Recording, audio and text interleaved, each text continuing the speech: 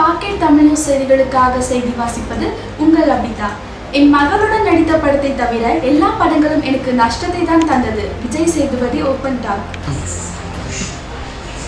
விஜய் சேதுபதி வில்லனாக நடிக்கும் படங்கள் சக்கை போடு போட்டதால் அவர் ஹீரோவாக நடிக்கும் படங்களுக்கு மவுசு குறைய தொடங்கியது.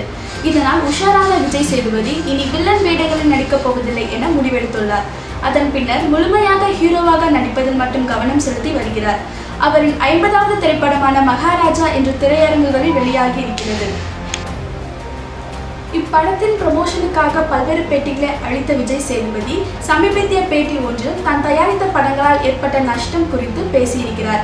அதன்படி மேற்கு தொடர்ச்சி மலை, ஆரஞ்சு மிட்டாய், லாபம், முகில் போன்ற படங்களை தயாரித்த விஜய் சேதுபதி ஒரு தயாரிப்பாளராக தனக்கு மோசமான அனுபவங்களே கிடைத்ததாக கூறியிருக்கிறார். ஒவ்வொரு முறையும் படம் தயாரிக்கும் போது நான் கடனாளியாக தான் ஆகியிருக்கிறேன். இந்த கடனை அடைக்க பின்னால் வேறு ஒரு படத்தை தயாரிக்கின்றேன்.